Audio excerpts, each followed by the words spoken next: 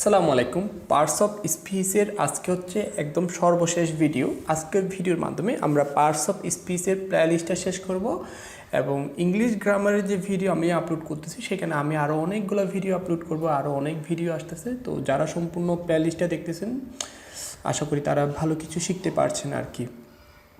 আমি আছি জিসান আপনাদের সাথে। আমি আপনাদেরকে ইংলিশ গ্রামারটাকে সহজ বাংলায় বোঝানোর চেষ্টা করতেছি আর কি।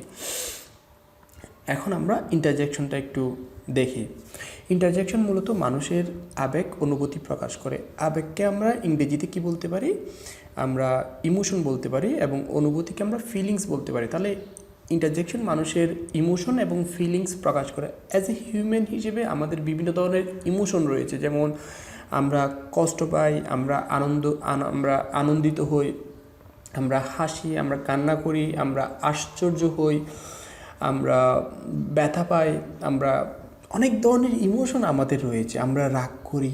তাহলে আমাদের অনেক প্রকার ইমোশন রয়েছে। এই যে ইমোশনগুলা, এই যে ফিলিংসগুলা আমরা ইন্টারজেকশন দ্বারা প্রকাশ করতে পারি। যেমন hurray we win the match, hurrah আমরা ম্যাচটা জিতেছি। আমরা যখন কোনো কিছু জিতি আমরা বলি না ইয়া আমি ম্যাচটা জিতেছি, ইয়া বলে আমরা চিৎকার দিচ্ছি, সেটাকে আমরা ইন্টারজেকশন বলি আর কি। আমরা বলি হাই হাই আমি আমার টিকিটটা হারিয়ে ফেলেছি। এই হাই হাই এটা বলার জন্য আমরা অ্যালাস ব্যবহার করতে পারি, যে হাই হাই আমি আমার টিকিটটা হারিয়ে ফেলেছি, উফ খুব ব্যথা পাচ্ছি। এটা বলি না আমরা বাংলায়, সেটাকে আমরা ওচ বলি, ইংলিশে বলি ওচ, ওচ দ্যাট রিয়েলি হার্ট ব্যাডলি। উফ এবার বলি না আমরা বাংলা, এটাকে ওচ দ্যাট রিয়েলি হার্ট ব্যাডলি, এভাবে আমরা বলতে পারি that really hurt badly. Oh my God তুমি how did you do that, তুমি এটা কীভাবে করেছো? হাই আল্লাহ তুমি এটা কীভাবে করেছো? আমরা বাংলা এইভাবে বলি না, হাই আল্লাহ তুমি কীভাবে পাস করলে, তুমি কীভাবে এ প্লাস পেলে। এই হাই আল্লাহ এটাকে আমরা ইন্টারজেকশন বলতে পারি। Oh my God how did you do that. I am reading, চুপ আমি পড়াশোনা করছি। এভাবেও আপনি ইন্টারজেকশন তৈরি করতে পারেন। তারপরে wow that alligator is huge, wow কুমিরটা কত বড়। এলিগেটর মানে হচ্ছে কুমির আর কি। ওয়াও কুমিরটা কত বিশাল। এই ওয়াও বলার জন্য আমরা ফেসবুকে ওয়াও রিয়েক্ট দেন, যে সেই ওয়াও বলার জন্য আমরা ইন্টারজেকশনটা ব্যবহার করি। তাছাড়া যে কোনো শব্দের শেষে আপনি যদি এক্সক্লেমেশন মার্কটা বসিয়ে দেন, সেই ওয়ার্ডটা আপনার ইন্টারজেকশন হয়ে যাবে। যে কোনো শব্দের শেষে আপনি যদি বলেন যে ম্যাচ, এটার শেষে যদি আপনি একটা ইন্টারজেকশন চিহ্ন বসিয়ে দেন না, সেটাও একটা ইন্টারজেকশন ওয়ার্ড হয়ে যাবে। এটা একটা সাজেশন আমি আপনাকে দিলাম আর কি। যে কোনো শব্দের শেষে আপনি যদি, যেমন দেখেন দ্যাট এলিগেটর ইজ হিউজ, আমি এই সম্পূর্ণ বাক্যটাকে এই হিউজ শব্দের শেষে আমি যেহেতু ইন্টারজেকশনটা বসিয়েছি সেই জন্য এটা একটা এক্সক্লেমেটরি সেন্টেন্স হয়ে গেছে। এবং যে কোনো শব্দের শেষে আপনি চাইলে এই ধরনের এক্সক্লেমেটরি চিহ্ন বসাতে পারেন, তখন সেই শব্দটা ইন্টারজেকশন হয়ে যাবে আর কি। আচ্ছা যাই হোক, ইন্টারজেকশন সম্পর্কে এবং এক্সক্লেমেটরি সেন্টেন্স সম্পর্কে একটা দ্বন্দ্ব সবার মধ্যে থেকে যায় আর কি। অনেকে ইন্টারজেকশন এবং এক্সক্লেমেটরি সেন্টেন্সের মধ্যে কনফিউশনে পড়ে যান, সেই জন্য আমি আজকের স্লাইডে ব্যাপারটা আমি ক্লিয়ার করে দিচ্ছি।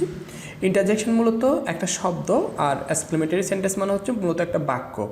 যেমন আমি একটা এক্সক্লেমেটরি সেন্টেন্সের উদাহরণ দিচ্ছি, fie you are so bad. এটা সম্পূর্ণ বাক্যটা হবে আপনার এক্সক্লেমেটরি সেন্টেন্স, কিন্তু ফাই যে শব্দটার আগে আপনার এক্সক্লেমেশন মার্ক আছে সেটা হবে আপনার ইন্টারজেকশন।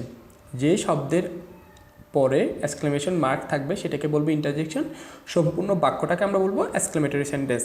আরেকটা উদাহরণ দেখি, bravo Shakib has taken a wicket. এখানে সম্পূর্ণ বাক্যটা হবে আপনার এক্সক্লেমেটরি সেন্টেন্স, কিন্তু ব্রাভু এই শব্দটা হবে আপনার ইন্টারজেকশন। এখানে ফাই হবে ইন্টারজেকশন, এই সম্পূর্ণ বাক্যটা fie you are so bad হবে exclamatory sentence. Bravo Shakib has taken a wicket, Shakib একটা উইকেট জিতেছে, সাবাস সাকিব একটা উইকেট পেয়েছে। এই সম্পূর্ণ বাক্যটা হবে এক্সক্লেমেটরি সেন্টেন্স এবং শুধু ব্রাভো হবে আপনার ইন্টারজেকশন। তার মানে আমরা বুঝলাম, যখন সম্পূর্ণ বাক্য নিয়ে আমরা কথা বলবো, সম্পূর্ণ বাক্য আমরা বর্ণনা করব, তখন সেটা হবে এক্সক্লেমেটরি সেন্টেন্স। যখন শুধুমাত্র একটা ওয়ার্ডকে বোঝাবো তখন সেটা হবে ইন্টারজেকশন। ইন্টারজেকশন মূলত একটা ওয়ার্ডকে নির্দেশ করে আর কি। যে শব্দের আগে আপনার, যে শব্দের পরে এক্সক্লেমেশন মার্ক থাকবে সেটাই হবে আপনার ইন্টারজেকশন ওয়ার্ড। আই হোপ আপনি পার্টস অফ স্পিচটা খুব ভালো মতো বুঝতে পেরেছেন।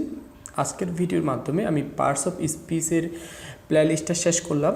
এরপরে আমি ইংলিশ গ্রামারের আরও বিভিন্ন টপিক, যেমন আপনার টেন্স আছে, আর্টিকেল আছে, ডিটারমিনার আছে, গ্রুপ ভার্ব আছে, ভয়েস আছে, আরও অসংখ্য গ্রামারের টপিক আমি সামনে আপলোড করব। আপনারা যারা প্লেলিস্টটা ফলো করতেছেন তাদেরকে অসংখ্য ধন্যবাদ, এবং তারাও অনেক ভালো কিছু শিখতে পারছেন। আল্লাহর কাছে অনেক শুকরিয়া যে আমি পার্টস অফ স্পিচের প্লেলিস্টটা শেষ করতে পেরেছি।